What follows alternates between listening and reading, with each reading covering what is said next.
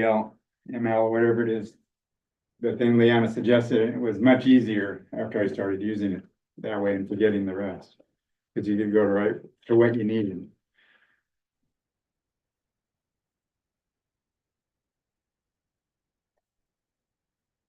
I started downloading the PDF and then marking all the page numbers. Yeah, it's a hard way.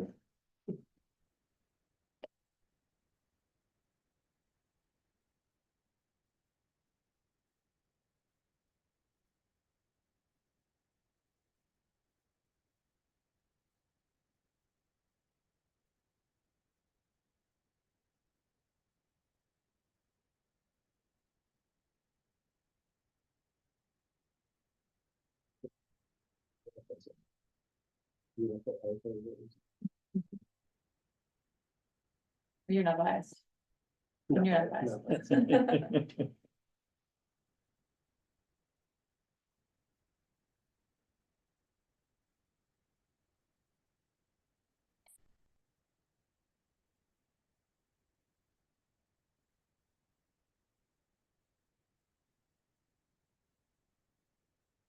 How you doing, Dave, Rick? Pretty good. You know what, Rick, you're doing pretty well.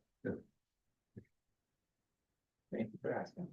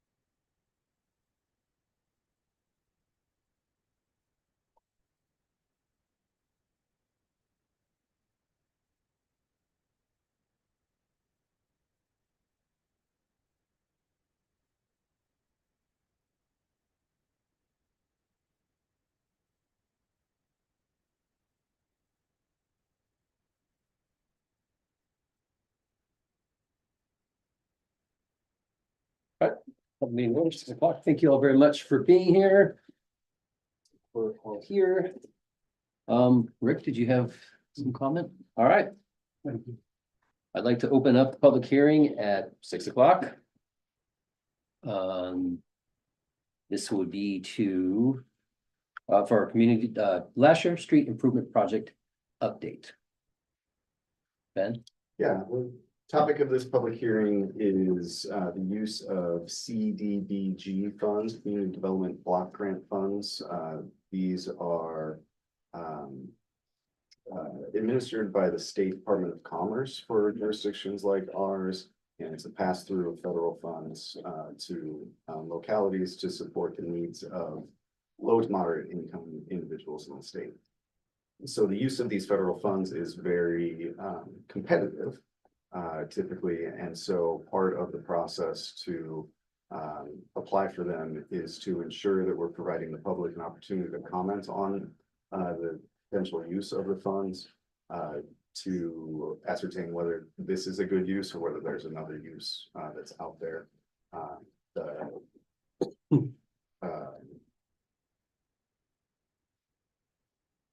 Use of the funds in the city of Stevenson is limited. Some communities have a majority of the population, that's 51%, is low to moderate income, and they can use the funds on any type of project. For Stevenson, majority of our population is not low to moderate income, and so we are limited to specific area projects and projects that benefit predominantly low to moderate income individuals. So we don't often apply for these. This is a rare one where we've got street corridor, fire suppression improvements that do primarily benefit low to moderate income individuals. And so we're proposing to request funds through that. The amount of the funds that we are proposing is $550,000 that would go into the Lasher improvement project overall. I've laid out the current cost estimates for that and where the potential funds might come from to achieve that. End of report. I'd make a motion to approve an application to. Hang on. We have to wait for a second. Okay, sorry. We got a few things, a few boxes to tick. Okay, Public hearing. Are there any comments from the public?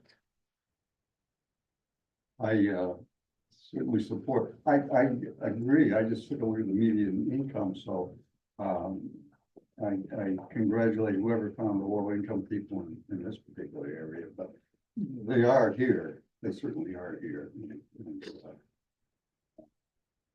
anything to benefit them. All right, close the public hearing at 6:03.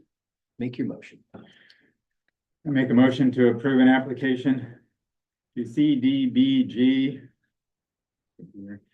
for Lasher Street improvements in the amount of $550,000. Second. We have a first and a second. Is there any discussion? All in favor, say aye. Aye. Very good. Thank you very much. One of the quickest public hearings I've seen in a while. Liana. Yeah, so the city ended up receiving about 6 proposals for consultant services related to the recruitment. Very similar as far as the services that they provide. Some go into a little bit more depth than others on like making sure that they secure a diverse pool of applicants.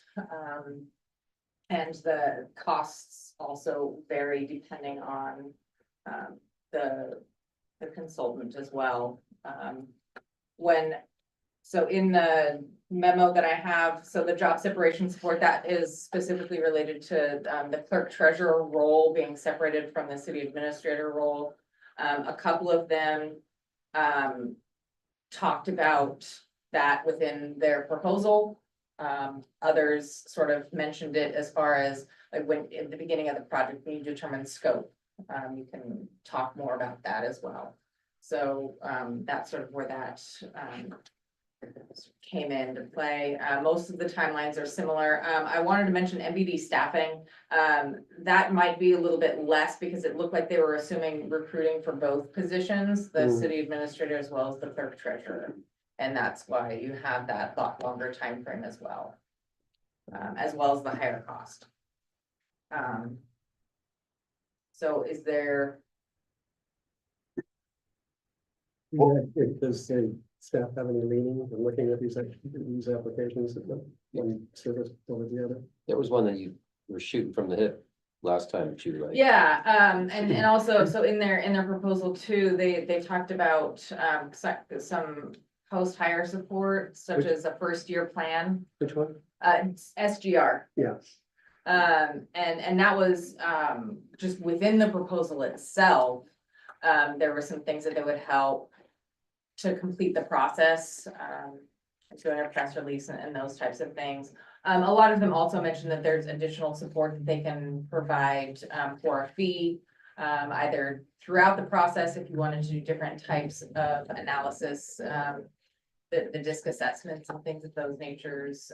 If you wanted to do a community, a blanket community outreach, to varying levels, those aren't included in in the baseline costs. And I had a question, and I don't know if you can answer it or not, but looking at both GMP and Prothman, that had pretty good presentations on ad displays and so forth. But I also noticed that the principal at GMP, his last name is Prothman. Is that? they split, so yes. Okay. The I like P and GMP is Prothman probably. Yeah, I like the GMP presentation myself. And I like the price.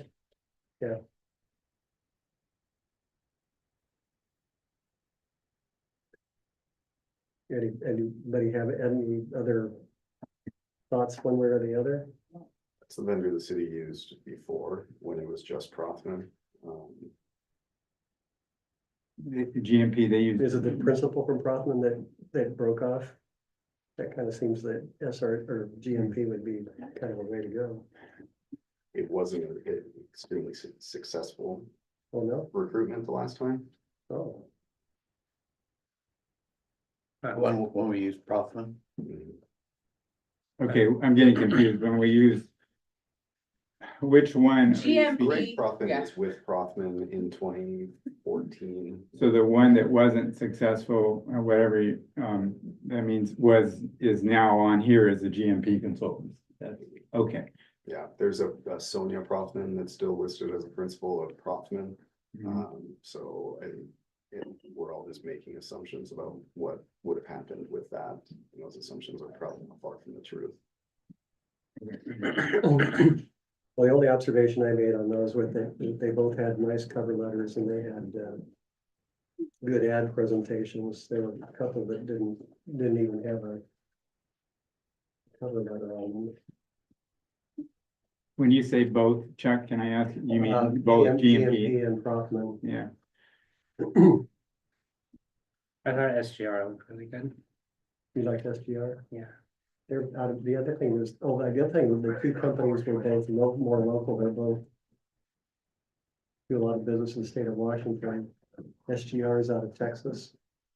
Mr. Mayor, what's the procedure here? I mean, are we gonna go, how are you doing it tonight for this issue? I just don't wanna be, Yeah, we'll give Dave a chance to weigh in and we'll come over to All right. Michael. all right. Dave?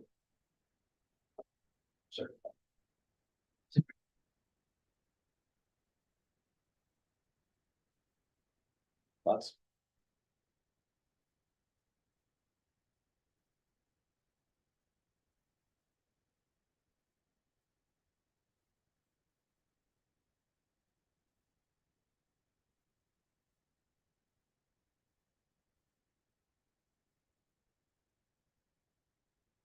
A lot of variables. Really? So I guess the first question, is DEI important to this council to make sure with regards to the candidate pool that they select? Like as a priority for what you're looking for? I'm sorry, DEI. Diversity, equity, and inclusion. Like I said, so there's a couple of them that specifically talk about their process to try to cast the widest net to ensure, and also review the job description to try to make the candidate pool as diverse as possible. I think that I would, that is important to me. Michael? It is important to me as well, and one of the things that I will say is that I know SGR is based in Texas, but if you look at it, they have done a good amount of work in this area. I mean, some of the things that they included were what they did for DuPont and some different, so they have Washington, small, rural Washington experience in doing some of this, so. But yes, if we're just asking the DEI, that is something that's important to me. Drill down as you wish. 'Cause we're gonna try to. Oh, okay, so yeah, no, for me, if we're looking for like what I thought, I also liked, I liked SGR, overall in their presentation, in their experience, in also what they said they were adding. So I'm not looking at any of these and going, oh, I'm a hard no, like, I'm not saying a hard no on something that's decided, but for me, I like the presentation and what they did in their presentation for what they included as examples, so that's just my 2 cents. Well, okay, DEI, the initials, again, they send for diversity, equity, and and inclusion. I would hope that all of them would provide us that. And I know we have the minimal requirements by law, both in the state and the federal level, but I would hope that all of them would exercise those principles. The fact that they did not put those initials there, I would hope doesn't mean that they wouldn't you know, hold those principles dear. And, now the two I favored partly was over cost, which was a GMP and then Rothman. And then I know that Chuck said that they have the better cover letter in his opinion. Rothman, I know, has been around a while and has been used by a lot of entities around, different entities around town, is what I've been told. Actually, Procter didn't have a cover letter, I'm sorry. Pat. Okay. Well, It was GMP. okay, sorry. But, I guess I'd be willing to make a motion and then we could, see if there's a second and then debate it. I'd make a motion that we accept Rothman, we hire Rothman, to, conduct the search for us. And I base that on their costs and the fact that they've been around a while and they're.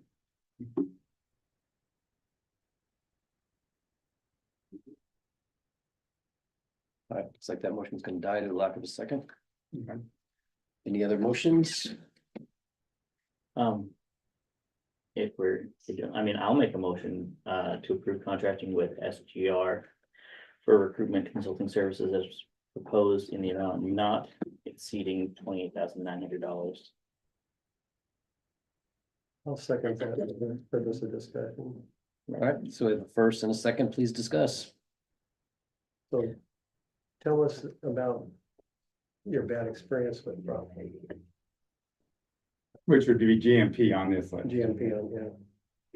Yeah, I don't know Don't the know specifics. about what. The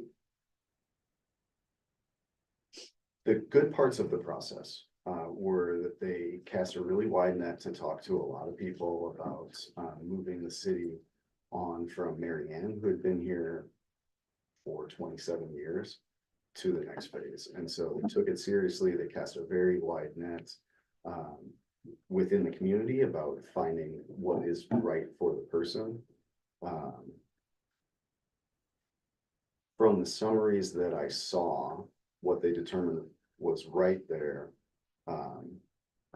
was not so much all the community input that they got, but the input they got specifically from the city council members. And so there was some difference there from what the community was saying versus what the city council was saying.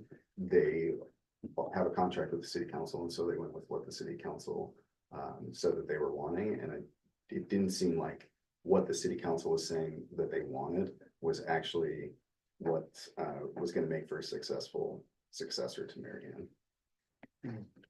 Was that also, we can ask, we can follow up. Okay, what, was that the company that was also, that we found out later that people had applied, that the city did, that you guys didn't see certain applications, so they only sent through, they weeded them out before they were presented to the actual decision makers, correct? Okay, that was what I remembered about that part, was that they were, that they kind of One of carried that the, down. and I understand they're in the recruitment business, so they might not give you all of the applications, so you can do your own, I get that. But one of them specifically stated, so Tri-Pepe Smith stated that they would give you a list of all of the candidates. So that's something, and you can ask that be included, in the others as well. Sure, But yes. I just remember that came up. Lucy? I also like the idea of the whole, the first year plan and the post-hire support, being like listed already as part of that. I know you could probably get all of those things from any of these people if you were to ask for it, but that's in the proposal. And so I appreciated that. Again, just things that I liked about the presentation, so. Yeah. So just we can go. I did like the fact that they had a four-page proposal. They had nice samples and. Yeah, sorry, I cut in line.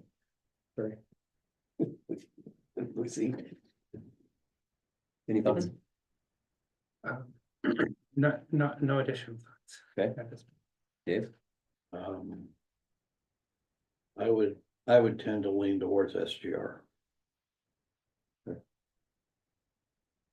Any further discussion? No, I'd be happy with that, Sharon. Yeah. Like that, it wasn't hard knowing it. But All in favor, say aye. Aye. I, All right. Can you send them a letter congratulating them? or Ben? And I appreciate all the presentations, but all the time to do, because it's not, that's not just done already, so. Yeah, you're up.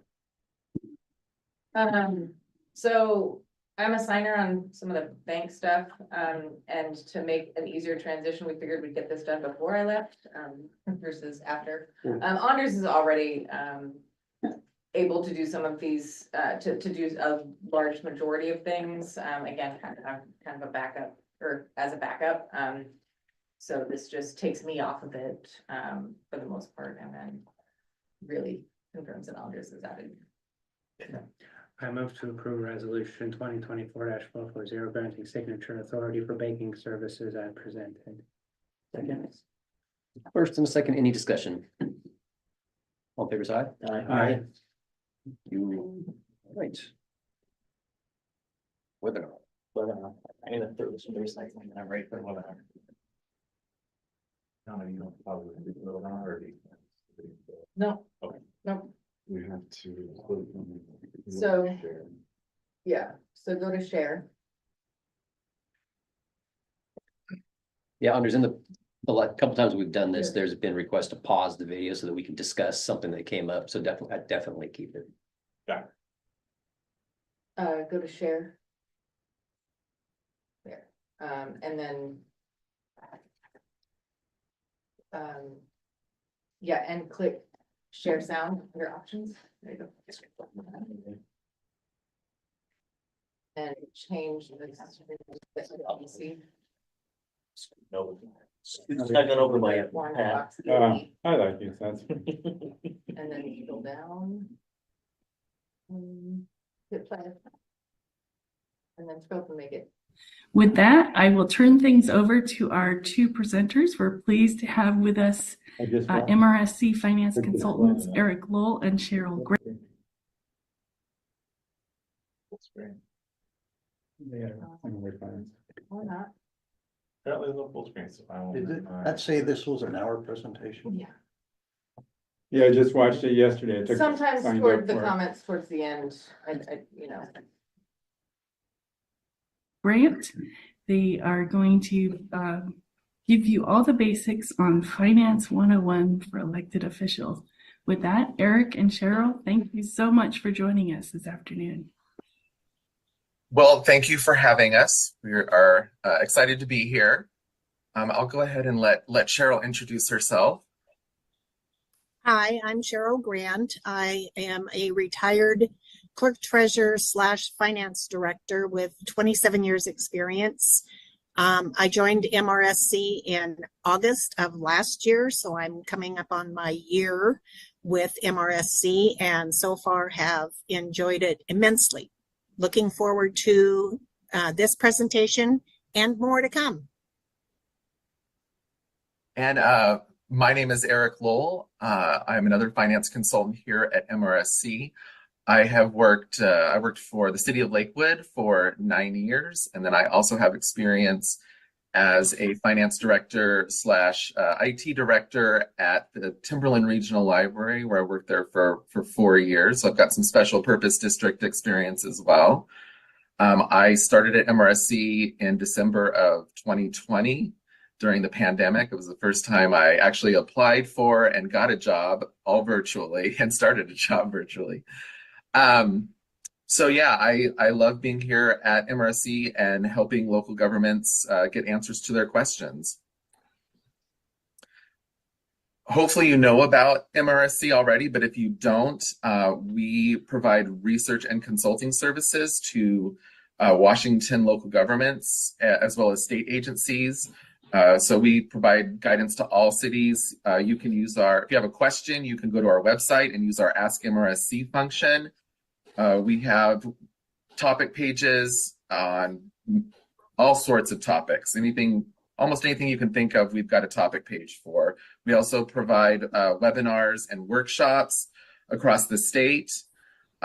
We have e-newsletters. Hopefully you've signed up for those. Those come out weekly. We have lots of sample documents and other research tools on our website. Today, we're going to be covering several items that we think would be helpful for you to be aware of and learn more about.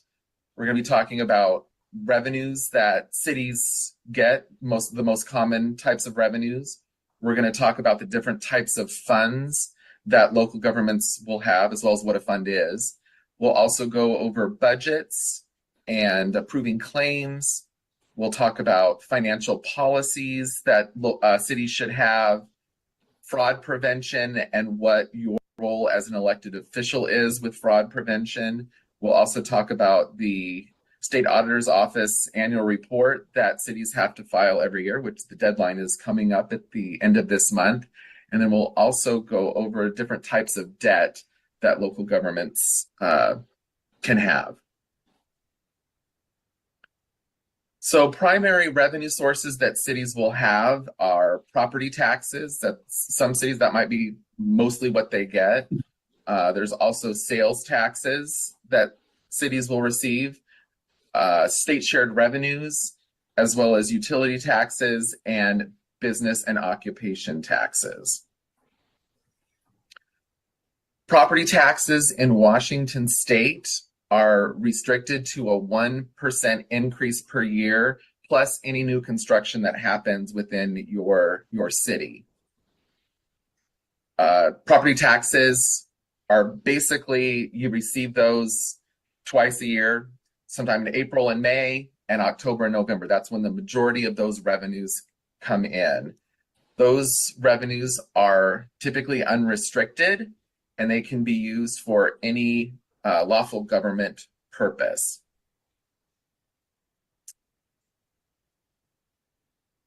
Cities can also have additional property tax levies in addition to their regular property tax levies. They can do an excess levy, which is also called an operations and maintenance levy. Those levies are only good for 1 year. You have to go to the voters to get that approved.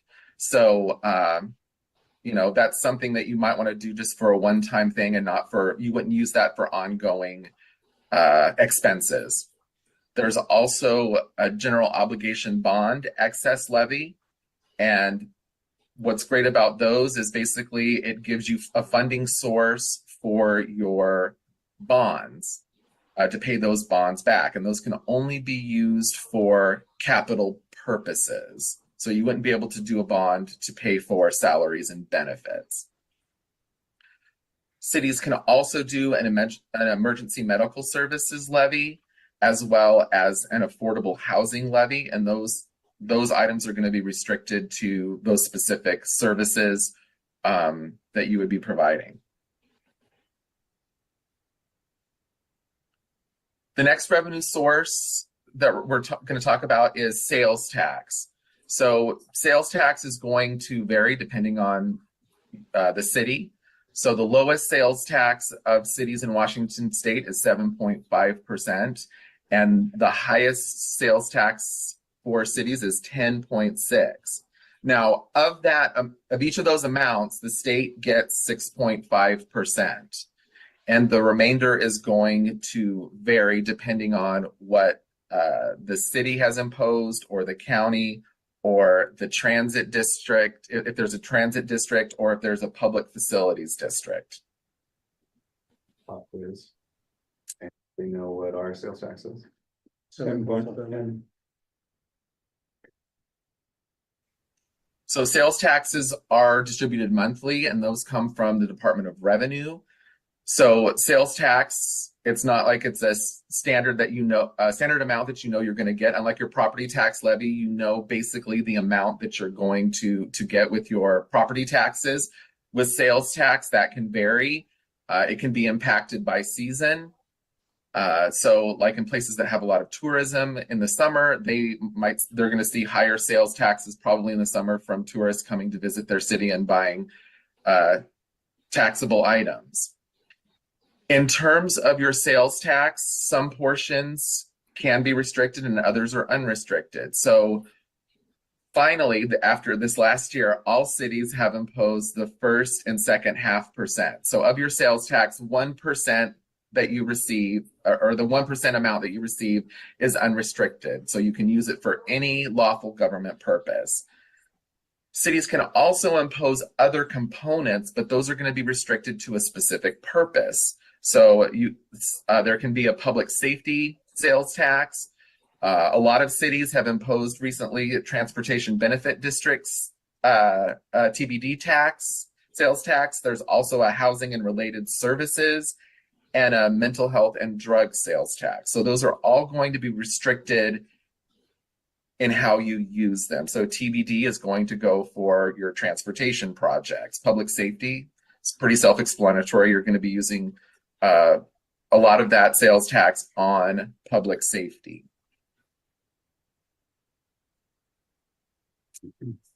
Another thing to be aware of with your city sales tax is if you haven't imposed certain sales taxes and you're thinking about doing that, you need to look and see if the county has already imposed them, because it can restrict either how much you can impose or if you can impose it at all. So the public safety sales tax, the housing and related services, and the cultural access program, if the county has already imposed that and you're looking to do that, you may not be able to impose that tax, or you can't impose the full amount that you would like.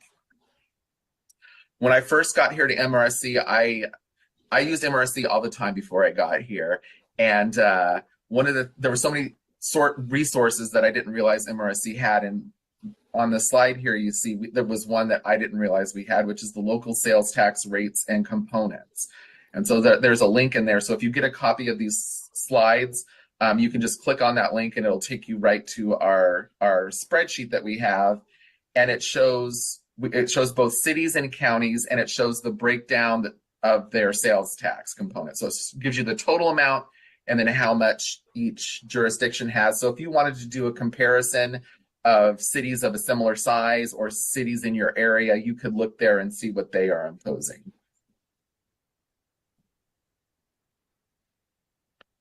Next, I'm going to talk about state shared revenues. So these are revenues that are distributed to cities based on most of them or a lot of them by population, but they're based on formulas that are set in statute. So these can include the cannabis excise tax, the city assistance distributions, criminal justice revenues, fire insurance premium tax, liquor revenues, and the transportation distributions. Now, cannabis is going to be restricted. If you do not allow the siting of cannabis businesses in your city, then you are not eligible to receive any of the cannabis excise tax. There's two components. There's one component that is based on retail sales, and so you would get a proportionate share based on what your jurisdiction sold in retail compared to the entire state. And then there's also a portion that's based on population. But again, if you do not allow cannabis to be sold any retail in your jurisdiction, you're not going to be eligible to get that excise tax. There's also the city assistance distributions, criminal justice. There's several components to the criminal justice revenues. And then the fire insurance premium tax, that's based on when people buy insurance, fire insurance in Washington state, a certain portion of that goes to the state. And then that is distributed to cities based on the number of firefighters that they have in their city. And liquor revenues, that's how MRSC gets its funding. So a portion of your amount of the liquor revenues that you get goes to partially fund MRSC. So that's how you are able to get services from MRSC. Another type of revenue that cities can have, you're not required to, is the utility tax. And utility taxes are imposed on the gross revenue of the utility. And revenues that you receive from utility taxes are typically unrestricted unless for some reason you as a city wanted to restrict how those utility taxes were used. Here we have a screenshot there that shows you, this is from actually our website on utility taxes, or our webpage on utility taxes, and it just shows the maximum certain Certain utilities, there's a maximum and others do not, such as sewer, solid waste, and stormwater. Those do not have a maximum utility tax rate that you can impose. Another revenue source for cities is B&O taxes. And B&O taxes typically have three elements. These are on businesses that do business in your city. There's the taxable event. So this could be a sale or manufacturing of a product, services being provided. Then there's the measure of the tax, which could be gross receipts or the number of employees, square footage, and then the rate that you're going to charge per measure. So the rate per number of employees or the rate per gross receipts. Revenues from B&O taxes are unrestricted, again, unless the city decides they want to restrict those to a certain purpose. If your city does not have, there are several cities that don't have B&O taxes, don't impose them. One thing that you do want to consider if you want to maybe impose B&O taxes is does your city have staff to oversee B&O taxes? Because you're the ones that are going to have to come up with the tax reporting forms, to do audits and see if people are paying their taxes. So that's one thing that you really want to consider before you implement B&O taxes. So I was talking earlier about the state shared revenues. MRSC does something helpful for cities when they're doing their budgets and trying to figure out what revenues they can expect to get the next year is we have a state shared revenue estimator. And what we do is we have contacts at certain agencies at the state and get their forecasts for the different types of revenue. So like liquor, the criminal justice, the sales, the gas tax rather, and we get your population estimates and we kind of do that calculation for you. So you can just do select a little drop down there and you can go and see how much for the next year you can expect to get from the state. And we update that every July. So, and it's at the end of the month. So by July 30th, we do that. So if you want to check that out, I recommend doing so. Another thing that we do at the same time we're doing that state shared revenue estimator is we have a document called Budget Suggestions.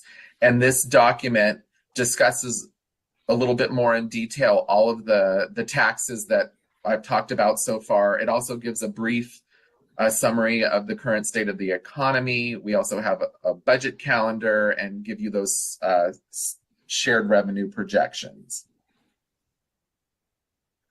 Another resource that is very, very helpful. I'm in it all, every day, but if you ever have a question about a certain type of tax or revenue source for cities, it's likely covered in our revenue guide for Washington cities and towns. So it's going to go over the property taxes way more into detail than I've gone into today. It's going to go over all of the retail sales taxes. It's going to give you information about business and utilities, lodging taxes, real estate excise taxes, and state shared revenues. And it's going to give you, if there are restrictions, how it can be imposed, the amount that you're allowed to charge, the percentage. So a really great source of information if you want to know about any revenue that your city is collecting or is considering about imposing. And now I'm going to go ahead and pass this over to Cheryl to talk about one of our biggest topics that we get questions on. So that, as you can see, is lodging tax, and we'll go over lodging tax and real estate excise tax briefly because they are both restricted. And as Eric said, we get a lot of questions about how entities can use lodging tax funds and REIT funds. So the RCW provide you guidance on the use of lodging tax revenues. They can be used for tourism marketing and operations of special events and festivals that are specifically designed to attract tourists into your entity, operations and capital expenditures of tourism-related facilities that are owned or operated by a municipality or a public facilities district, and operations of tourism-related facilities owned or operated by a nonprofit. So you see those last two, there's a clear distinction. You cannot use lodging tax funds for capital expenditures of a tourism-related facility that is not owned by the municipality. Next. And then we have real estate excise tax. And Chapter 8246 covers the real estate excise tax. Both of these are restricted to capital projects listed in a capital facilities plan and or maintenance of those capital facilities, or maintenance of those capital facilities. And I will say regarding both lodging tax and real estate excise tax, because they're restricted, they're also required to be in their own funds. The lodging tax is a special revenue fund, and Eric's going to go over the explanation of those in a bit. And REIT goes into a capital fund because those are the only purposes you can use it for. So on this, The REIT 1, one of the frustrations that we hear from you all and we hear from citizens and have a hard time articulating or explaining is, why are you building new when the existing facilities aren't being maintained?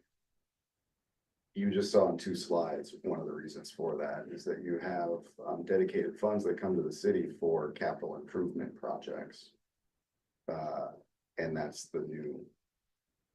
We don't have that sort of dedicated fund coming in from the outside for the maintenance projects. One of the realities of budget that gets lost sometimes, and it's hard to deal with, and it's managing those other funds that we have to provide the maintenance that's necessary. One, just as an example, the allocation that we get from the state shared revenues for the street fund to supposedly operate our street fund on is $40,000.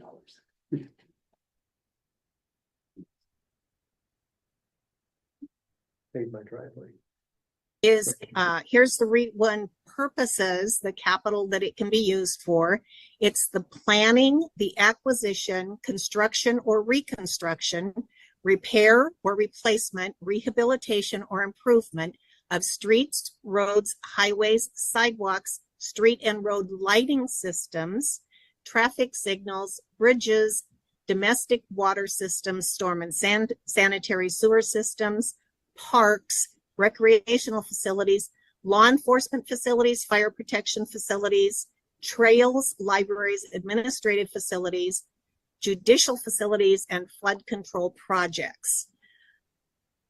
In addition, you can use REIT 1 for maintenance of existing REIT 1 capital projects limited to the greater of 100,000 or 25% of REIT revenue, not to exceed $1 million.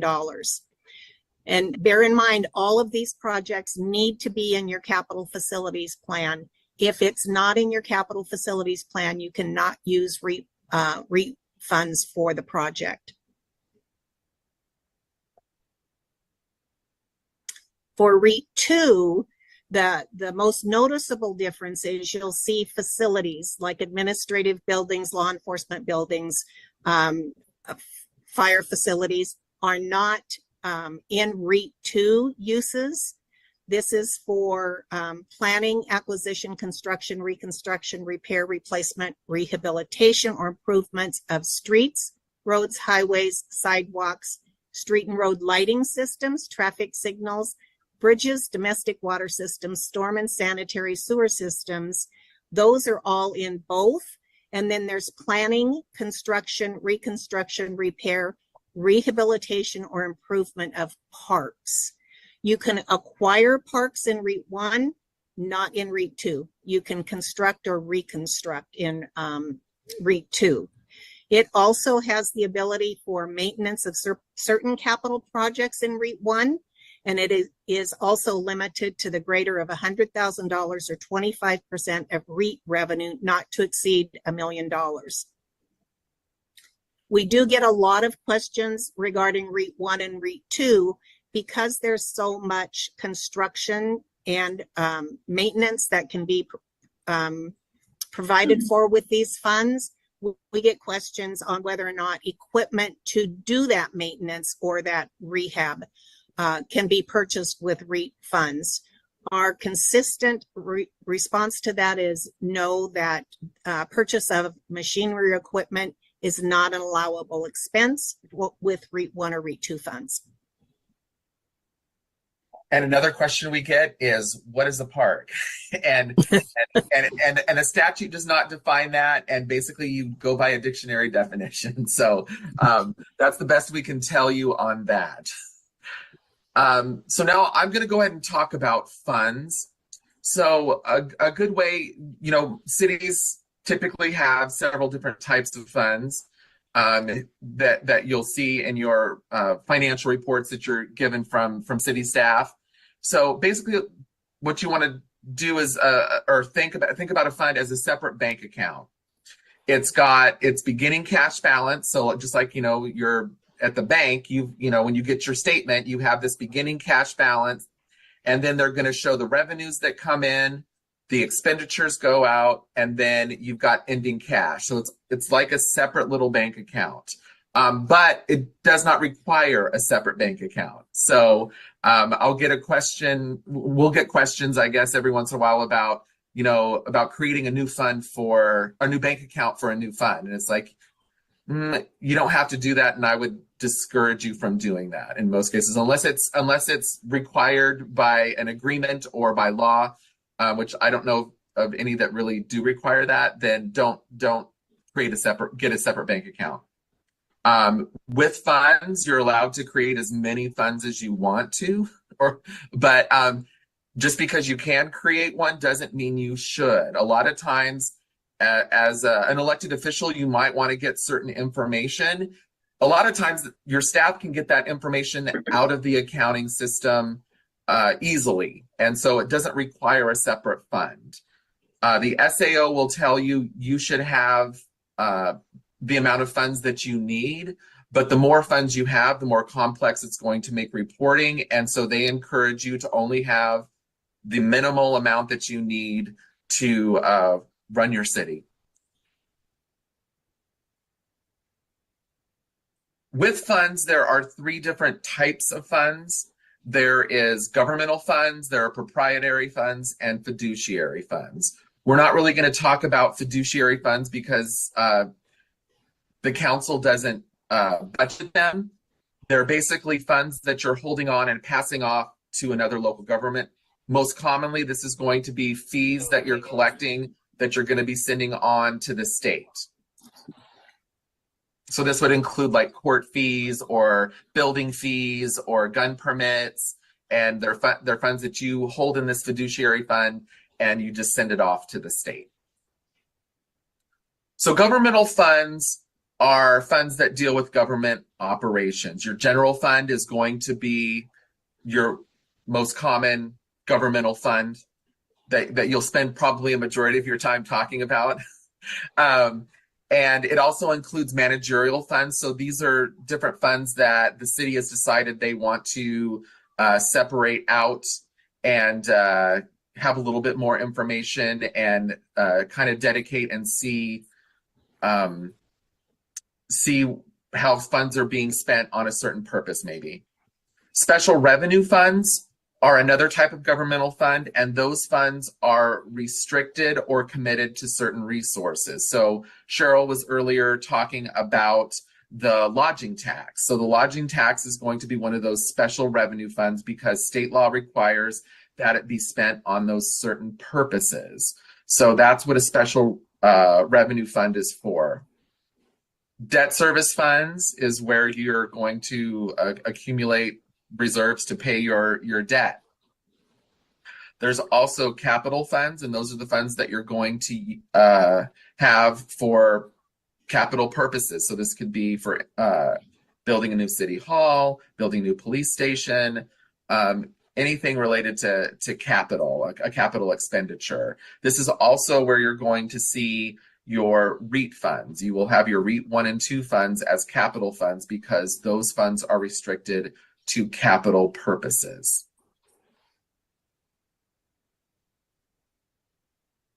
The next type of fund that we're going to discuss is proprietary funds. And these are basically business type funds that are operated like a business. They are for cities. These are going to be most likely your utilities. So these are funds that are supported by customer fees.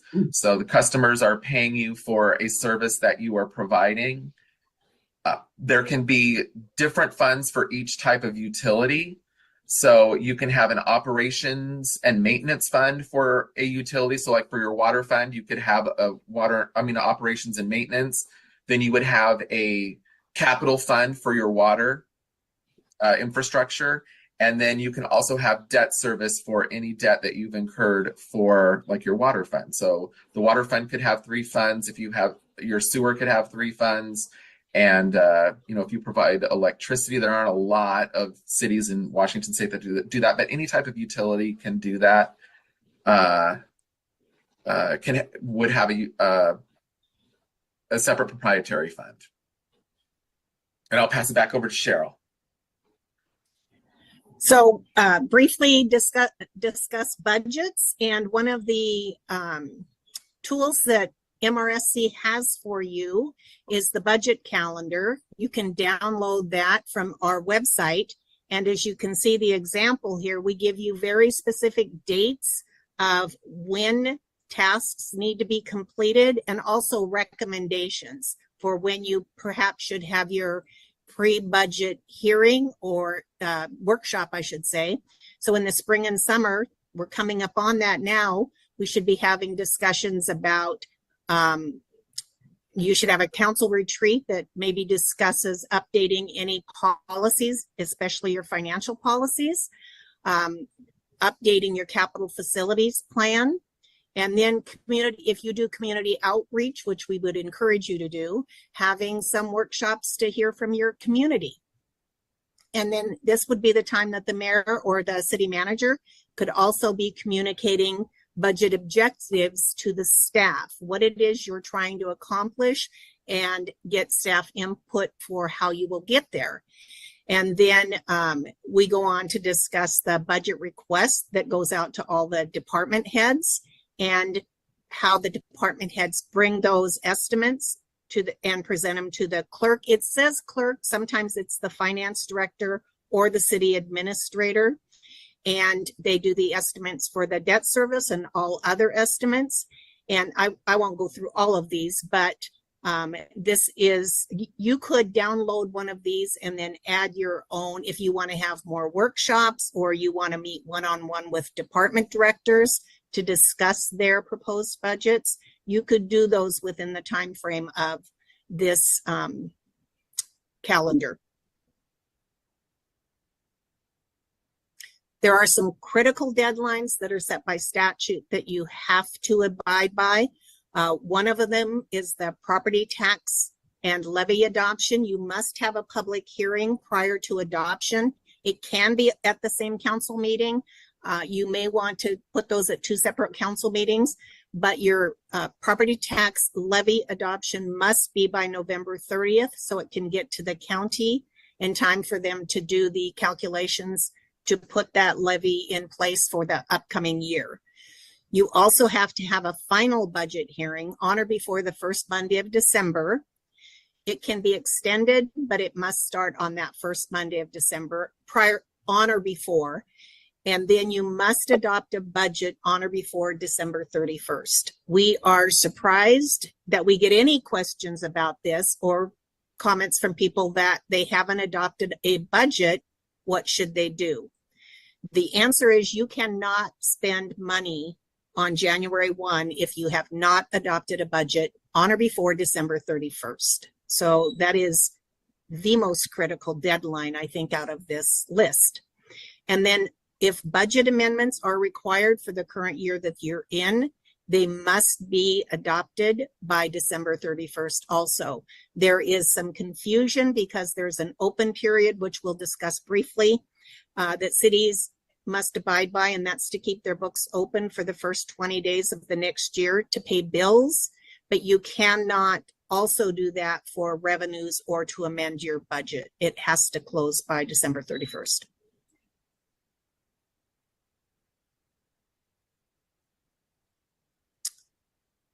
You need to be mindful of your property taxes, what the maximum levy rate is. It's $3.60.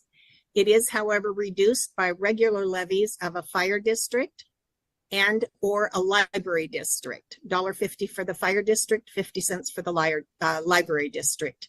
The maximum can be increased by 22.5 cents if you have firefighters pension fund. And there is a $5.90 local levy limit and a $10 constitutional limit for all property taxes when combined. MRSC has a property tax basics webpage, which is very informative. I would encourage everyone to go take a look at that. And also the levy history for cities and towns is available on our website.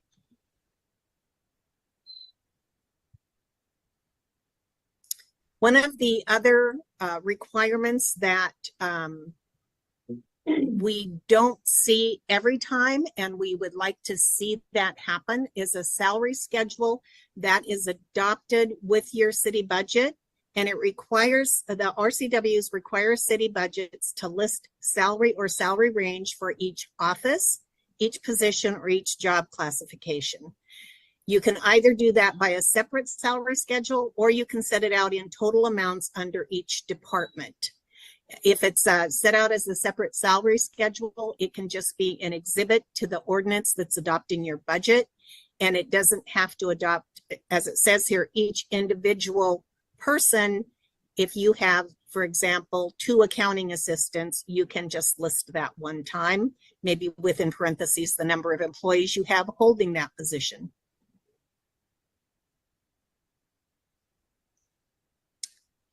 MRSC also has a sample budget ordinance, and we also have in our sample documents several examples of ordinances that different cities have adopted for their budgets. And this one, your ordinance should also include as an exhibit, as it says here, a chart of the actual budget. What is it that you are adopting? Most cities adopt a budget now at the, here's an example. Most cities adopt at the fund level.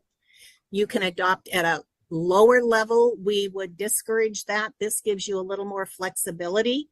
And the minimum that staff should be preparing to put in front of council is a list of all the funds that the entity has, an estimated beginning fund balance for each one of those funds, the estimated revenue for the upcoming year, estimated expenditures, and then an estimated ending fund balance.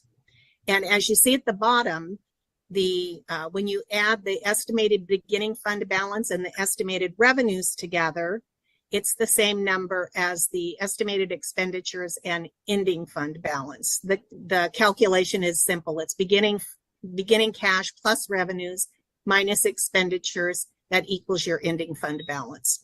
So this is what council should be seeing at a minimum attached to their ordinance adopting their budget. So one of your responsibilities as a council member is to approve the payment of claims. So your city should have an auditing officer which reviews and certifies all of the claims. What your role as a council member is to, number one, ensure that you've got some sort of system for auditing and certifying those vouchers, and that system is operating to protect the municipality, that you've got internal controls in place.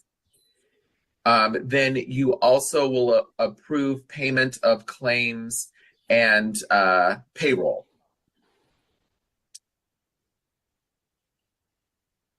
So just straight up in the statute, in the RCW, payments have to be approved before they are sent out, but cities are allowed to adopt a process for issuing payments before council approval. But in order to do this, you have to follow the process outlined in the BARS manual, and I've got a link to the BARS manual, but it's also in the RCW as well. So one, you have to have the auditing officer and the designated check signer. they have to have a 50K bond minimum, and you might need more. You know, it's going to depend on your entity, probably the size of your entity and the budget, but minimally you have to have a $50,000 bond. A lot of times this is included in your, if you belong to an insurance risk pool, it's going to be included in that. I would encourage you to reach out to your insurance pool if you're not sure. Council would also need to adopt contracting, hiring, purchasing, disbursement, and electronic payment approval policies. So all of these policies should be adopted and put in place before you can issue payments before council approval. And some of you might be asking, why would we issue payments before council approval? The big one is if you only meet once a month, you're likely going to be incurring late fees and penalties.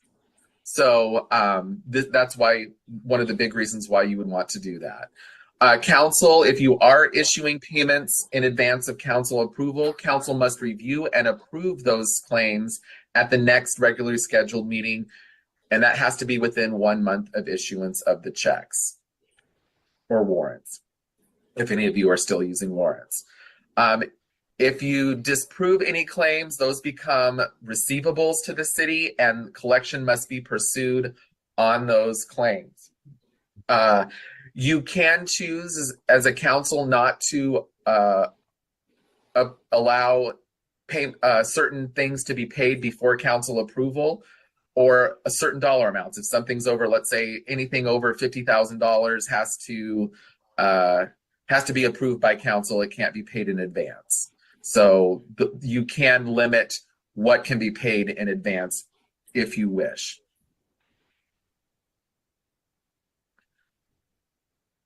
One of your roles as council is to adopt policy. Here at MRSC, we have a financial policies toolkit, which goes over all of the financial policies that you should have in place at your organization. Auditors have likely, if you didn't have them, auditors have likely pestered you to get those policies adopted. Our policies toolkit was created with the assistance of the state auditor's office. We had a contract with them to develop these web pages and this toolkit. So what SAO wants to see is that you have an asset management policy, a cost allocation policy, credit card use, debt management, fund balance and reserves, investment, and travel and expense reimbursement. So cost allocation, that's a policy basically where you take costs that should be shared between different funds, such as like maybe finance costs, HR costs, IT costs, building costs of like City Hall, and allocating those to the various departments. Credit card use is very important about, you know, who can use credit cards or be issued credit cards, what's required of employees that have a credit card, when our receipts are due. Debt management. This is the policy that's going to go over how much debt you are allowed to have. There are statutory restrictions on how much debt you can have, and our toolkit will go over those limits. You can, as a city, have more restrictive debt limits. You don't have to go by with what the state has, or what the RCW has. Fund balance and reserves policy. This is very important to have. You know, depending on your revenue, and like if you are a city that primarily relies on property taxes, you're going to want to have a larger beginning fund balance because you've got to go about 4 months before you receive a bulk of your revenue. Whereas if you're a city that has a nice mix of, you know, sales tax and property taxes, you might not need as large of a fund balance. Your investment policy is going to look at how much you can put into investments, how much you can put into, do you need, you know, a lot of highly liquid investments and very little in terms of long-term investments, or can you have a greater mix of investments That's what that policy should address. Now, one of the things that's not listed in this financial policies toolkit, but SAO is asking about, we're probably going to have to go and add this in there with another contract with SAO, but is an EFT policy. So since the pandemic, online transactions have increased massively, and so has attempted fraud. So you should address controls over adding and your EFT policy should address controls over adding and changing banking information. We had an instance, we are currently doing these finance boot camps for entities across the state. We just did our first 2 on the west side of the state, and we were talking about fraud with attendees, and someone got an email from a public works, looked like it was from a public works employee, asking to change their bank account. And we had instructed them that you never change a bank account based on an email. You actually call an individual or a business based on a number that you have before you make those changes. And someone attending our class, they got that email, and needless to say, we saved them $4,000 from sending a payroll check to the wrong bank account. So SAO is now requiring that local governments do have this policy. We do have a few examples on our website, which I have links to those in this slide. A new document, or a newer document that SAO has come out with is a document called Trust But Verify, and this is geared towards elected officials and talks about your roles as an elected official in helping to prevent fraud in your jurisdiction, in your city. So the document basically discusses the different types of fraud that can happen, how employee fraud happens, ways you can prevent and detect fraud, and how you can respond to fraud. So in terms of preventing fraud, one of the things you can do is review expenditures. So you should be asking to see original documents and system-generated reports. Ask questions. If you see an expenditure and you don't understand what it is, ask about it. And then make sure, if you are asking questions about expenditures, that staff can provide you with original documentation.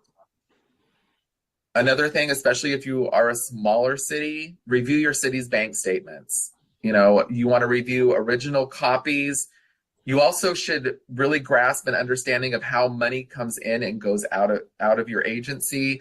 Are there certain revenues that you should be seeing like every month, or are they quarterly, or, you know, semi-monthly or semi-annually, sorry.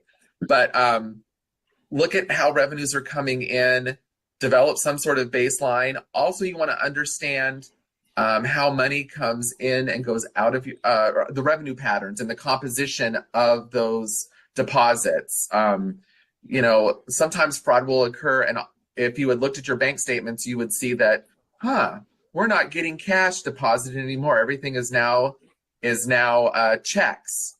So look at your bank statements and look at the composition of your deposits. Payroll is another area where fraud can occur. So you want to look for detailed reports on compensation. Look at what type of compensation is being paid. Do salaries look okay? Is an employee that shouldn't be receiving overtime? Is there extra pay that can't be explained, or stipends that you don't think an employee should be getting? So maybe question that. You want to ensure that compensation agreements are documented and clearly defined. Another thing you can do to prevent fraud is to look at past budgets and see, you know, look at your revenues. How much have you been bringing in certain types of revenues? So your utilities or your B&O taxes. Look at that history. As I mentioned earlier, look at the types of revenues that you receive that are monthly revenues or quarterly, and see if there are any differences in what you expect. And as I mentioned earlier, have your cash receipts dramatically decreased or altogether ceased? So we want to go over a couple of real life examples of fraud and what can happen if you're not paying attention. So this first example, there was a town, this is from a town in Washington State, population of 295 people. The clerk treasurer received over $14,000 in payroll overpayments and almost $6,000 in questionable expense reimbursements. So again, if someone had been looking at this individual's payroll each month, they might look and see that they might question like, they're getting more than what their salary is in the salary schedule. This is a more recent example of a town with a population of 155. This was a council member who was also serving as a clerk treasurer, which we do not recommend. There was $199,000 that was misappropriated through credit card transactions. There was over $24,000 misappropriated through payroll and over $23,000 in questionable payroll payments. So what that means is the auditors couldn't figure out, they couldn't, fully say for sure that this person misappropriated those funds, but most likely probably did. What's interesting to note is this individual was not sharing the bank statements with counsel, and it took the auditors contacting counsel to go over and check the bank statement. And before this individual started, they had almost $280,000 in their bank account. By the time the council members got there and looked at this bank statement, there was $249 in their general checking account. So you should be, especially if you're in a small town, like I said, you should be asking to see those bank statements. The state auditor's office has lots of great resources in their library. There are some cash receipting resources that talks about segregation of duties and cash receipting checklists that you can look at, and as well as bank reconciliations.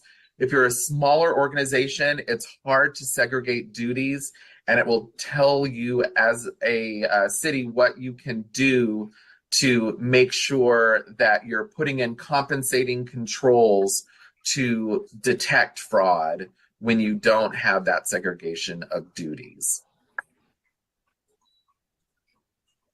SAO has really been hitting cyber fraud lately because of all the fraud that has been occurring through emails.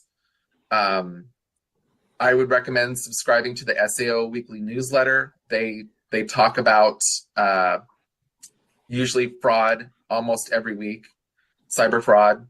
They also have, and this is free, they have a cybersecurity checkup with SAO. They don't have a very long waiting list. So if you're a jurisdiction and you'd like to have a cybersecurity checkout, reach out to them. And like I said, it's free, schedule something.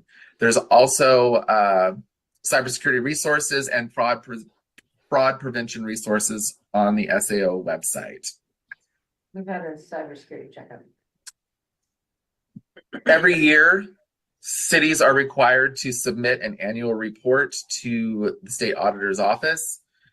RCW 4909-230 requires that this be done within 150 days of the end of the fiscal year. So that is May 30, except in leap years like this year. So it's May 29th this year. The report is due that day. You do not get extensions if it falls on a Friday or Saturday. It's due that day. Basically, your annual report is providing a snapshot of the whole year of your financial activities. And it's intended for your public, your taxpayers, for management, and you as elected officials. This information is, once the auditors get this information, they put this in their financial intelligence tool, or commonly referred to as the FIT tool. And the legislature has access to that, so they can see, how much is being spent on public safety or for a utility or whatnot for the entire state. Your annual report provides not only the financial affairs, but it also includes other items such as legal obligations, contractual obligations, and fiduciary requirements that you might have as a city. Council, as a council member, you're responsible for implementing policies and internal controls to make sure that the annual report is accurate. We highly recommend that you attend both. When you have an audit, there will be an entrance conference and an exit conference. We encourage council members to attend the entrance and the exit conferences. And the reason is that during these conferences, the auditor is going to talk about, give you items that they want you to work on or think you should work on. And those can come in 3 different ways. One is just they're going to tell you about it during the conference. A little more formal, which means they really want you to take a look at this, is a management letter items where they tell you these are the things that we want you to do formally in a letter. And if you have material misstatements in your financial statements, or if you're not following your own policies, you can receive findings. And those are reported on the state auditor's website in their audit report section. And the public can go and read those online. And now I'm going to go ahead and pass it over to Cheryl, who's going to talk about debt. Before I do that, though, I do want to make one point regarding fraud. We have heard from a lot of elected officials and some clerk treasurers that financial reports were not getting to council members. Some clerk treasurers have said they weren't aware that they were required to submit those reports to their council. The statute is at least quarterly. So if you are getting monthly reports, financial reports from your finance department, that's wonderful. But they are required to provide that information at least quarterly. And that would include the budget and any amendments thereto, the revenues received to date, and the expenditures received to date. And some of these fraud cases, if you read them, you'll see that, as Eric pointed out about the bank statements, the council was also not getting any financial statements. And even if you're in an entity and you've had a lot of turnover in staff, even if the financial information is not entirely input or entirely correct, they still should provide you with that information so you have something to review, and most importantly, that you can understand what it is you're looking at and what it is you should be looking for. So on to debt. There are several types of debt. Right here we have listed general obligation debt, revenue debt, and special assessment debt. General obligation debt is secured by the full faith and credit of the local government. So the government pledges its tax revenues unconditionally to repay this debt. So it is a very secured form of bond issue, for example, for someone to invest in, because you as a government have guaranteed that you're going to use whatever resources you have to repay that debt. It is subject to constitutional and statutory debt limitations, and the issue would be limited tax GO bonds. Those are non-voted councilmatic bonds, and they don't provide additional tax revenue to repay. You're just using your existing tax dollars and pledging those to repay this debt. In addition, there's revenue debt, and this is debt that's guaranteed by a specific revenue stream, not taxation. So it would be your utilities can issue revenue debt, and your utilities are then guaranteeing their revenues that they get from their customer bills. So if they aren't generating enough to repay the debt, they have the ability to increase the monthly utility bill to guarantee that they will have the funds to repay that debt. They are not subject to constitutional or statutory debt limits. And then there's special assessment debt. We don't see this quite as often as we used to, but this is debt guaranteed by assessments against benefiting property owners. One example of this would be a local improvement district where perhaps your residents have come to you from a specific neighborhood and said they'd like to have sidewalks and they'd like to have you form an LID, or the city has a program where they just go to different neighborhoods and install sidewalks. You would do an assessment against the property owner for their fair share of that improvement, and they would pay that back through usually what I've seen is annual assessments to the city so that the debt can be repaid.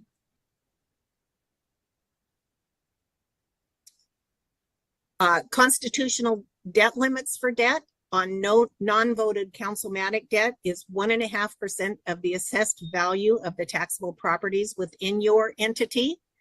Voted debt, or I'm sorry, total debt, which is voted and non-voted debt, cannot be greater than 5% of the assessed value, although cities and towns can increase the limit to 10% with voter approval for water, lights.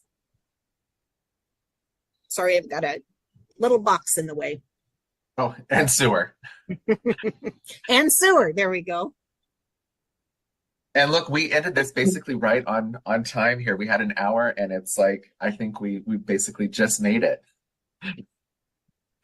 If you have questions, there's our emails that you can, questions after this webinar. You can email Cheryl or I with your questions.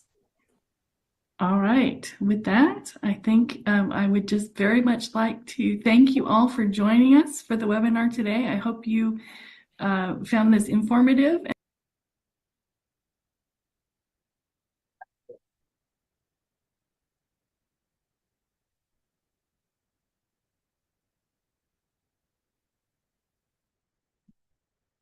Any questions based on what you've just seen? Are we gonna workshop any of this? I mean, we'll talk about our budget for this year. Mhm. Okay, so I don't need to. No, we're gonna, Liana has the preliminary budget tonight, and then we'll be doing the deeper dive once you've had a chance to look it over. Take it Okay. away. So here's a very conservative first draft of the budget. At the last council meeting, the request was to bring you a balanced budget, so that's what this is. All of the ending cash balances meet our current financial policy, which is 10% for all of the proprietary and general funds. It's 10% of operations and maintenance costs. And that is reached in some cases, more specifically for the street fund. It's through an interfund transfer from the general fund to the street fund of $25,000. There are no increases to staff. Let's see. I'll start with sort of what we took out in order to get here. I'm sorry, Leanna, what specifically are you looking at? I'm scrolling to the page and I'll let you know. I'm looking at the budget document that I sent out. Okay, give me the page number. Yes, when I get there. So.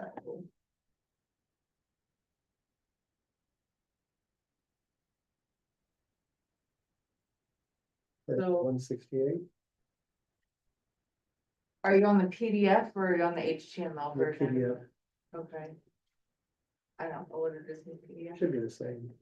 I think. No, the HTML is just the budget. It's not everything.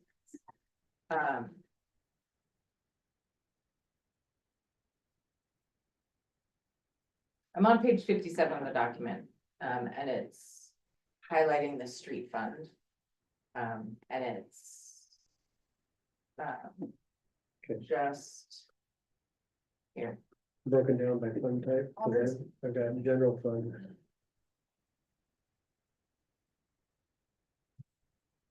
Okay, I see. So we're all looking at the same thing.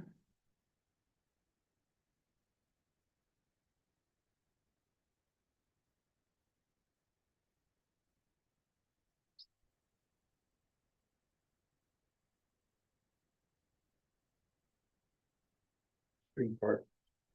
Fund starts on 185. 185. That's your budget comparison.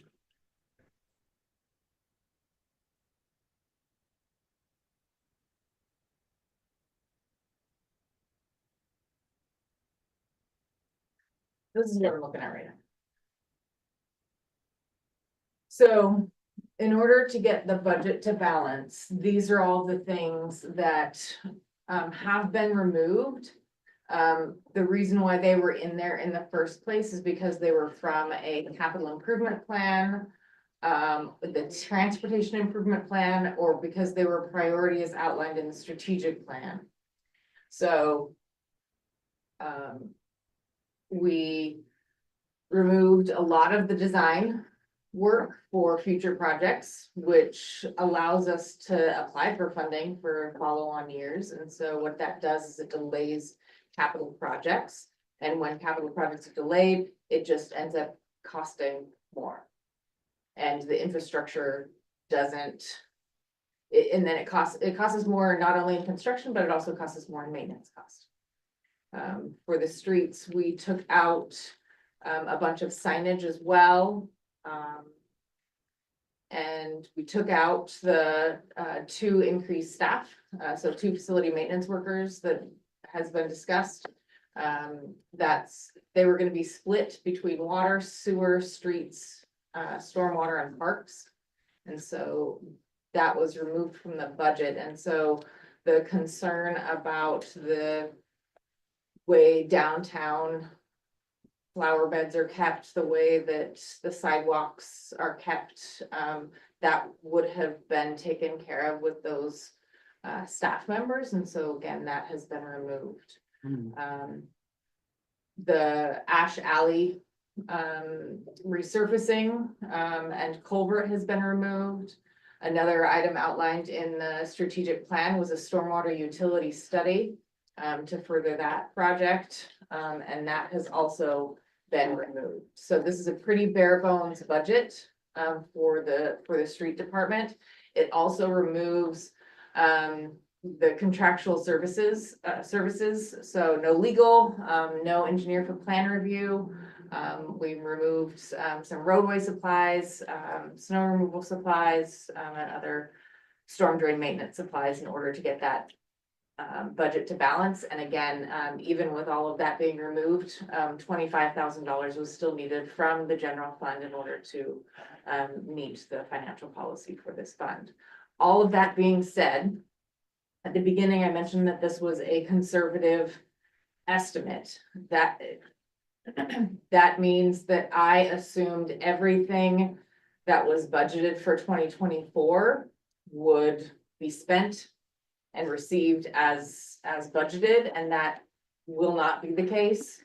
To the extent that the cash carryover will be better, it's a little bit too early to tell, but it is almost all of the time better than what is initially projected. So that's the caveat. So if we do have additional funds, the goal is to add some of these back into the budget so that we're not trying to continually play catch up, which is what we're trying to turn the corner on. So that's the street fund. Do you want me to go to what was removed from water and sewer, or do you want to ask questions? I'm assuming proportional cuts are across the board and all the other funds as well. Not necessarily.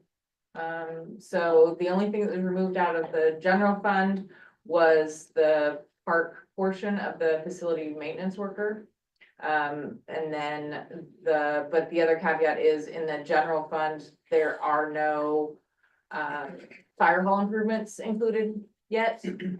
Because we don't know what those costs are, and we also don't know what the funding source is of that either. And then there's also a data migration, so the server is reaching its capacity. And so rather than getting another server to house more data, we're gonna be going to the cloud. And that is not included in this proposal either. Your question though, Chuck, of like, is it equal across all boards cuts? It's not just because each fund, remember, is the revenues are from Right. different sources, and so that proportion is not gonna be the same.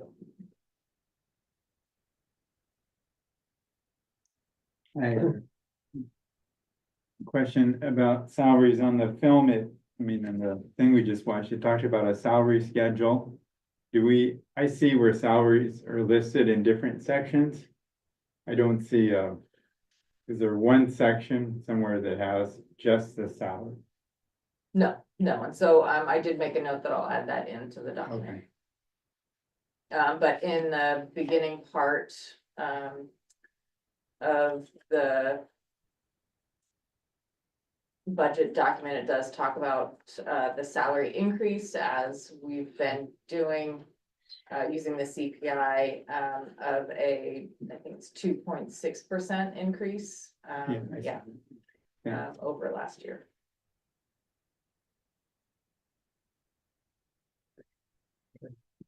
So I'm a Liana, little concerned about some of the cuts. me too. As we've talked about at length, that this is a conservative budget. And previous budgets have always bore that out, that it's been a conservative budget, that we tried it out at first. And then with the knowledge that we still haven't finished out closing out 24. So if we are obligated to have a budget approved by December 31st, when do we start to see the final results of 24 so that we can then start anticipating a budget amendment? November, December.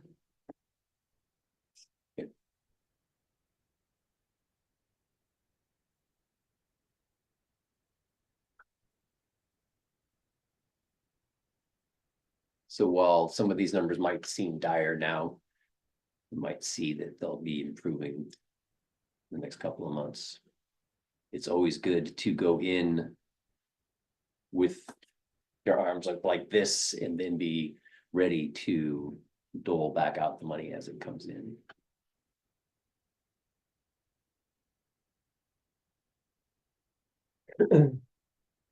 I know the biggest way to make cuts and to balance a budget is to look at salaries. But the elimination of the 2 facility maintenance worker positions bothers me only because there's so many different ways those positions could be used to provide maintenance and upkeep.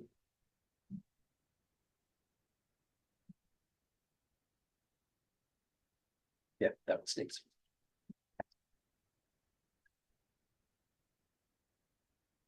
And so in the water and sewer fund, similarly, those 2 positions were taken out of those departments. Again, long-range planning was removed. A lot of capital projects were also removed, capital projects that didn't have any revenue stream, and also some equipment that was that would improve function and also help with future maintenance costs. So some of the concerns, one of the big ones is the inspection and repairs of the sewer line. Part of the issue that we had with the wastewater treatment plant being at capacity was because we had a lot of infiltration and inflow, and we had stopped our program of inspecting and repairing our sewer lines. And so what that caused was a lot of overflow and violations, because during the rainy season, our plant would be overrun with rainwater, and it would just flood over. The improvements to the plant that we're making now would be able to handle that, but it's still not a good idea to treat your rainwater. And so again, if we continue down the path of delaying that inspection and repairs, it will get us back to where we were. And it's just not good. It's just not good practice.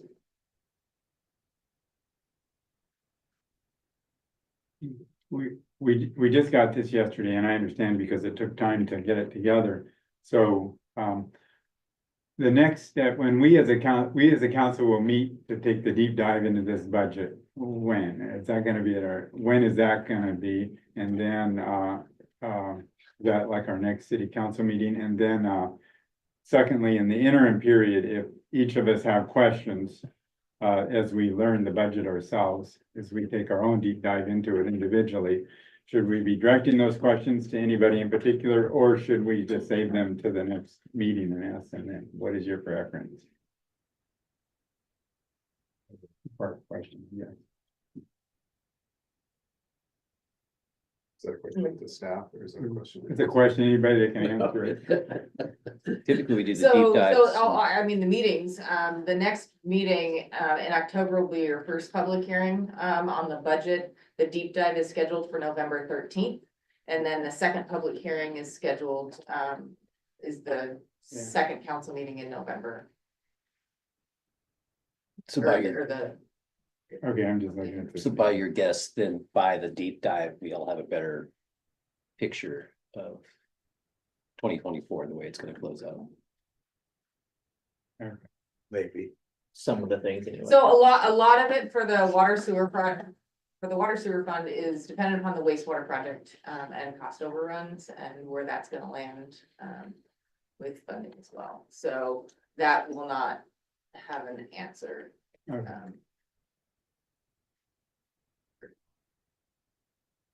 It's a budget calendar.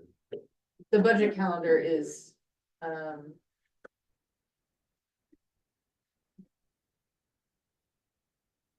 They know where we're at as far as the authorization we gave to Robert to pursue. so, Yeah. um, A missing Well, component that hasn't no. come yet. it still doesn't have. Wait, so the calendar you're talking about is in there some, Yeah. okay, Budget calendar is in there. okay, Anders and I will be working on the budget to present it in its next iterations and to cover the deep dive and council questions. We'll be proactive in reaching out to you and offering time to meet and discuss anything that you see specifically. If Okay. you have questions, direct them to me. okay. So, Anders as necessary. I'm just one person, November 13th, I think I'm on a 13-hour flight, but whatever. I think the other 4 can take over. It will cover me. hopefully. Yeah, November 13th was a Wednesday. The original date was the 14th, and when council discussed it, they chose the 13th as the Okay. date that everyone would be available, so. Yeah, that was, November. Maybe it got that's why dicey, I everybody picked the was day like, flight. No. So, For anybody wanting, the budget calendar is on page 14. Okay, thank you. And these are just the statutory deadlines. Right. right, Yeah. right. Yeah.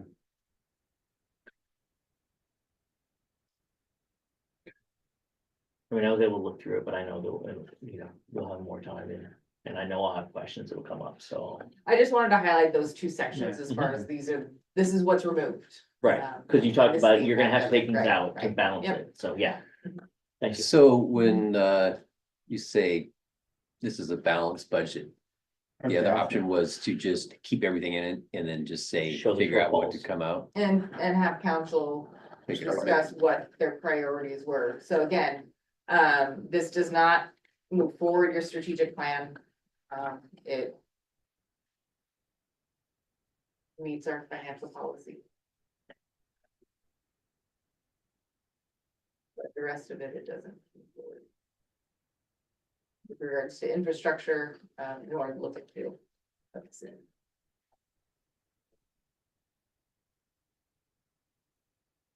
A little more information on, we didn't have the same dire discussion this time last year. Right. How do we get here?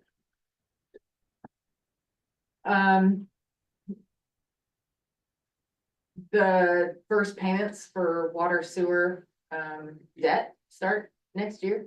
So that's $320,000. It's coming out of your sewer fund. And while we did an increase, it's still a gradual increase. So, the following year it should be a little bit easier. But still, again, not, it's nothing that's comfortable or that allows for these, again, everything we had on the list. Did we show the ARPA funds coming into the sewer fund?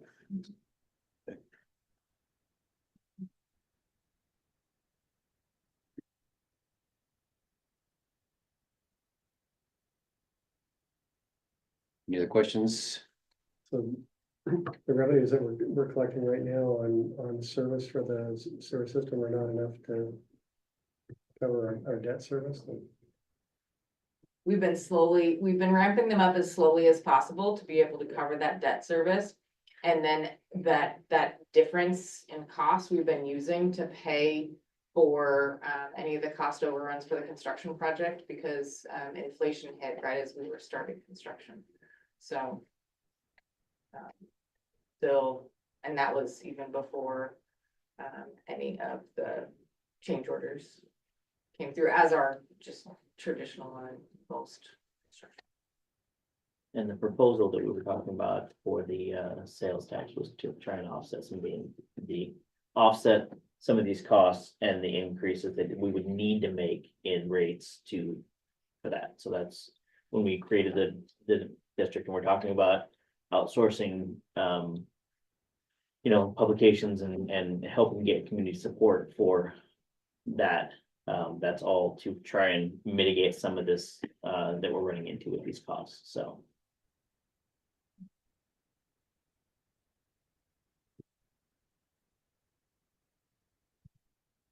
All I have. So I guess the next question is, now that you've seen, we've highlighted the difference between what a balanced and unbalanced budget is. Would you like to continue this path? Or would you like Ben and Anders to prepare an opportunity to dig deeper? I don't know what. Do we stick with this? And I wanted to show everyone the cliff that I'm talking about for debt. So that big blue box is your wastewater treatment plant payments, How many years is that box? 30.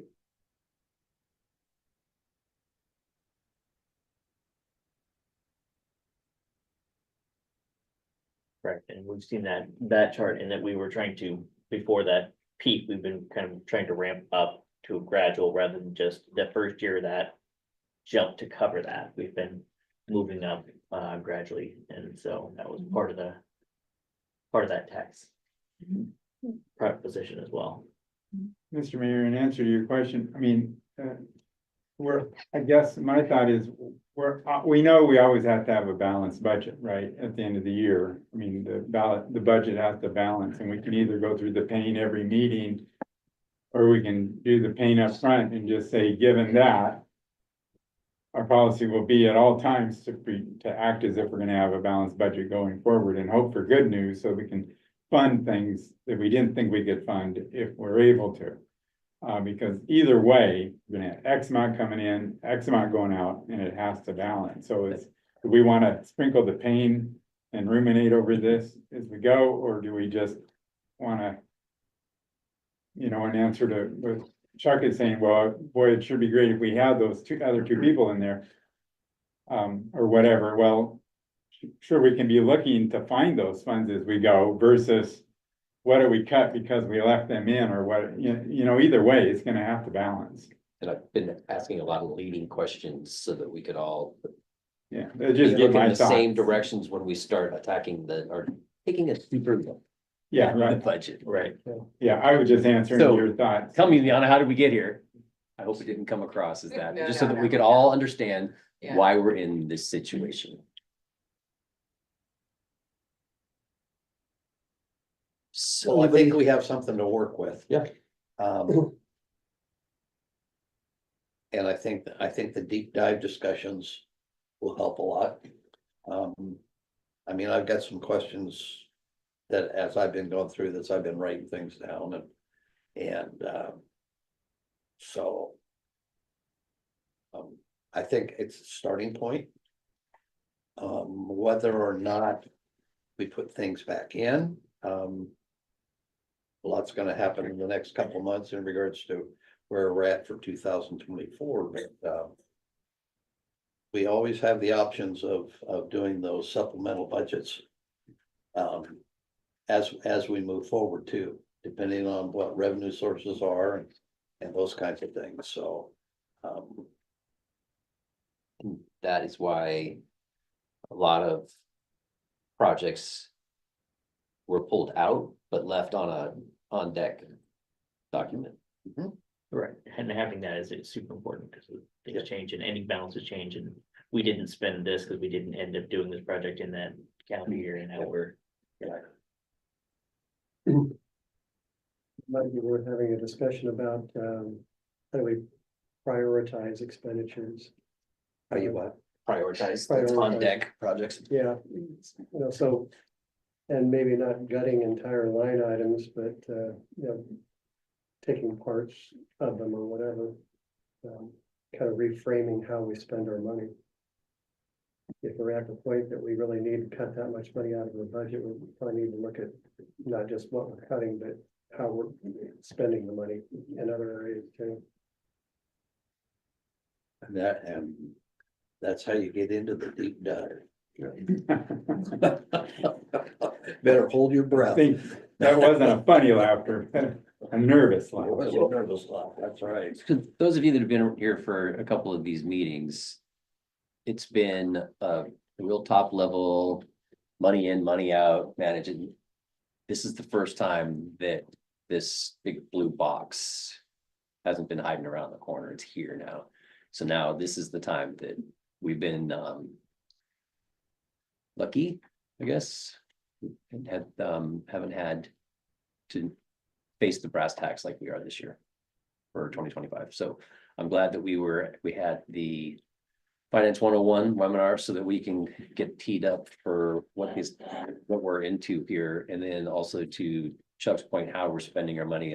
There's still that caveat or that complexity of where the money comes from. And so what do you cut? How do you cut? You know, what's the revenue that's going to come in? So there's always that portion of it, but I agree that how we're spending the money in those funds might be the next discussion. Let me make a suggestion. If any of us as a council people, as a council member, write in questions, could the answer be sent to everybody? So then if Lucy asks a question, then I benefit from that. I know we can't communicate with each other because of the different laws, but if Lucy asks a question, then we all. That we way get you're the not benefit. asking the same question. Yeah, that way we all get the benefit of that information that's I given don't know, How back. does that work, Liana, Ben? Yeah, we can go. But then it's coming from staff, not. Right. But we don't want to ask the question Hmm. to all of the stuff, to every. Correct. We Yeah, just no, that ask is right. specifically to Ben. We asked that. Okay. I don't think we'll be able to, commit to like every Friday, you'll get an update of any Right, questions, but right. we'll provide updates. I just don't want to overburden that with duplicate, if I have a duplicate question and Dave already asked it. Right, because we won't know what questions. Right. Yeah. You won't know what's going I on won't in know this your old question. mind. And Oh, not Dave, that we it never matters, do. but We never do. I'm not on a flight on November 13th. I guess it's actually. To answer your question, Mayor, about whether or not we should have Ben provide more information for us for this, I don't think we need to burden him and Andres down with any more than, what they are already, faced with, so. That sounds great. I would leave them alone as much as possible. All right, any other questions? Meeting adjourned, 7:37.